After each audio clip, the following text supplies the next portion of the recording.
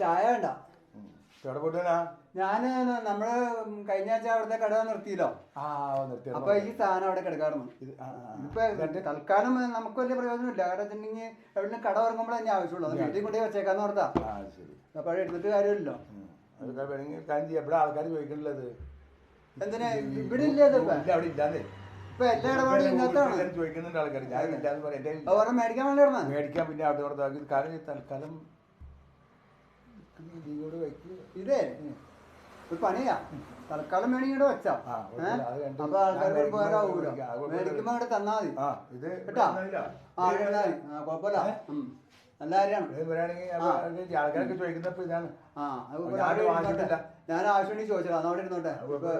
അതില്ലാത്ത കാരണം കച്ചവടം ആൾക്കാരെ പഠിക്കുമ്പോൾ പിന്നെ ഇതിപ്പോ ഞാനിങ്ങനെ തന്നൊന്നും ആരും പറയണ്ട കേട്ടോ. നമ്മളിപ്പോ ഒരു ഉപകാരം ചെയ്യണത് ഇപ്പൊ ആൾക്കാർ അറിയണ്ട. അത് മതി. പിന്നെ അതാ പിന്നെ അവിടെ ഇരിക്കട്ടെ. ഞാൻ കോട്ടെ. ആ സുരേഷ് ചേട്ടാ, ചേട്ടൻ പറഞ്ഞ പോലെ 2000 രൂപ എടുത്ത് അതിൽ വന്നിട്ടുണ്ട്.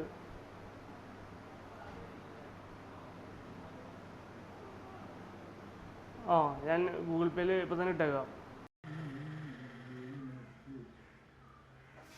സുരേഷ ഒന്ന്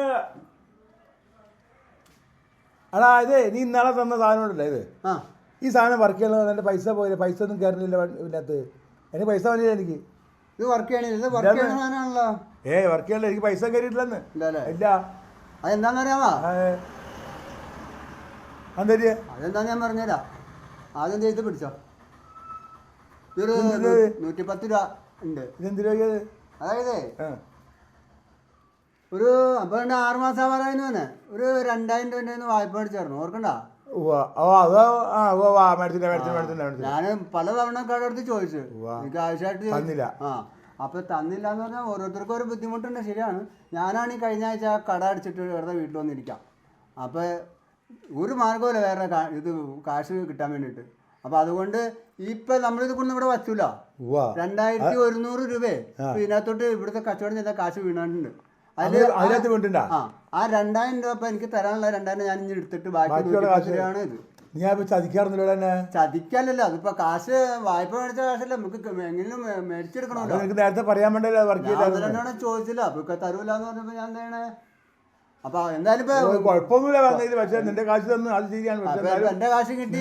നേരത്തെ പറയാറുന്നത് അല്ല, ഞാൻ ചോദിച്ച് മടുത്ത തരണമല്ലോ. ഇപ്പൊ എന്റെ പൈസ എനിക്കും കിട്ടി. എനിക്ക് സന്തോഷമായി.